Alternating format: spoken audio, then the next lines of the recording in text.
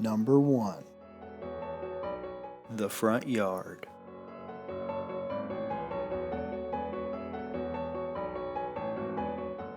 I was 13 years old when this happened. Around that time, my mom began leaving me at home alone a few nights a week for a couple hours at a time to teach an agility class. That particular night, she left for her class around 7:30, and soon after it started pouring rain. This didn't really bother me, as I've always found the rain to be a peaceful sound. I came downstairs out of the room to watch something on the television. Now, the television in our living room sits in front of two windows which look out onto our front yard. Our front yard is particularly covered by small forests that separates our house and the neighbor's house.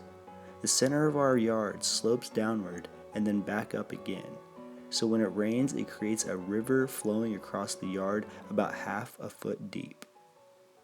Since it was pouring rain, the yard flooded fairly quickly. While I was watching TV, the power was knocked out due to the storm. I didn't have much else to do besides sit in the dark and wait for it to come back on. Just then, lightning flashed and I noticed a movement between the trees in my front yard. Who the hell would be outside in rain like this? I decided to peek out of the window. I couldn't see very well because it was so dark out and because we have screens on our windows, but I thought I could make out a figure standing between the trees in front of my house. The lightning flashed again, and that removed all doubt. There was someone definitely standing there. My heart started beating so fast. At this point, he was standing only about 20 feet from my front door in the pouring rain, staring at my house. The figure stepped out from the forest and directly into the river flowing through the yard. Then they placed their hands into the pockets of their hoodie. I couldn't see their face at all as they had their hood pulled over. I backed away from the window, scared. I felt like I shouldn't be scared though, because I know it's quite hard to see into my house from outside, but somehow I felt they knew I was there. Curiosity got the better of me though, and I pulled the curtain aside and peeked out again. Just then, the person pulled out one of his hands out of their pocket and raised it in a waving motion. At this point, I flipped out. I ran to find my crappy little Nokia phone to call my mom. I dialed desperately, but she didn't answer. I looked at the time and saw her class had about 5 minutes left. I kept dialing and redialing, praying that she'd answer. She didn't pick up. I kept peeking out of the window every few seconds until I realized that they had moved a few steps closer. Just then, the power came back on and the lights on our porch light flickered on. As this happened, the person hesitated for a second before turning around and bolting in the opposite direction. About 15 minutes later, my mom finally arrived. When I heard the back door open, I raced to the kitchen and hugged her and started crying, asking her why she didn't pick up her phone. She said her phone had died on the way to class.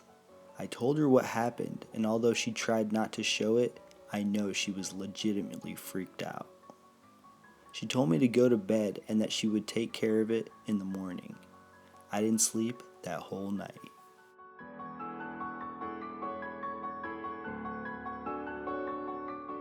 Number 2.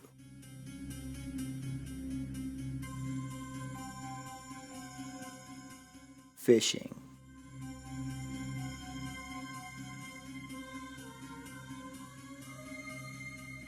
We decided to go fishing one night at a pier about 15 minutes away from our hotel. My kids started getting tired and fussy, so I told everyone I'd take all the kids and we would go watch a DVD in the car so they could fish a bit longer. Anyway, I'm in the driver's seat of our car, 3 kids in the back watching movies and dozing off. The pier we went to has a row of parking and moderate lighting. A little bit later, a small truck pulls up and 2 men get out of it. They go to the bed of the truck and start getting their gear, looking over at my car a few times in between. They would stare for a few seconds and get more stuff, stare and then get more stuff. It doesn't take me long to get fishing gear and kids out of the car, so it made me uncomfortable how long they lingered. They finally go down the pier to fish. So since I'm sitting in a parking lot at night, I decide to get the gun out and place it within my reach, just in case.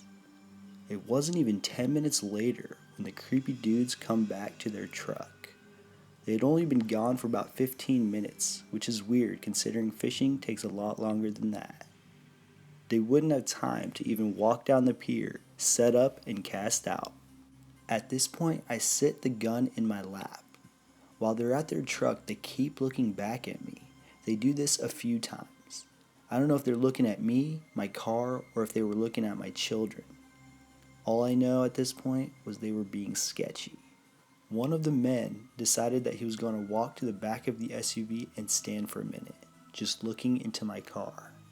I looked at him, picked up the gun, and waved, as if to say, "Leave me and my children alone." The man said something to his buddy and got into their car and they left. I don't know what the hell they were looking for or what they wanted, but I hope I never see them again.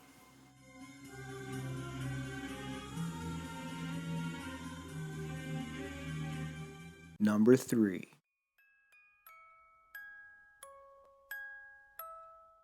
The apartment.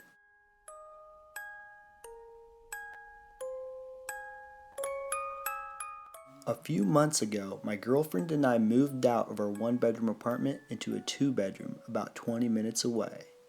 As official adults, we decided to splurge and get movers to help us out. The day of, the movers arrived right on time and began working. There were 2 of them, both in their mid-20s and both very nice. My girlfriend and I were both at our old place, but I got ready to head over to the new apartment so someone would be on the receiving end when the guys got there. I gave them my cell number so they could call when they were close and I could be outside waiting for them. Everything went great and there was no cause for concern. The next morning, when we woke up in our new place, I noticed I had 2 missed calls around 2 a.m. from an unknown number. I figured it was just telemarketers or something, as it was a weird time to be getting phone calls.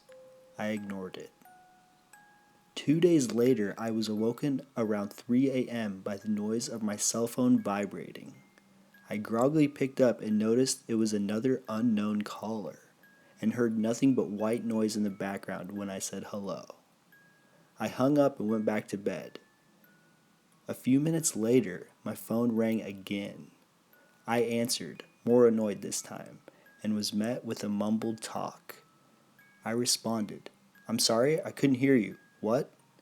And this is what the man answered. "Let me come over. I know where you live." I freaked out and immediately hung up the phone. My girlfriend woke up and asked me what was wrong, just as my phone rang again. I answered with, "Who is this?" And he repeated his previous statement. I told him I was going to call the police if he didn't leave us alone, and I hung up the phone. It rang almost immediately, but this time he said, "I'll see you soon," and hung up. We don't know if this was a prankster or one of the movers, but we never heard from him again.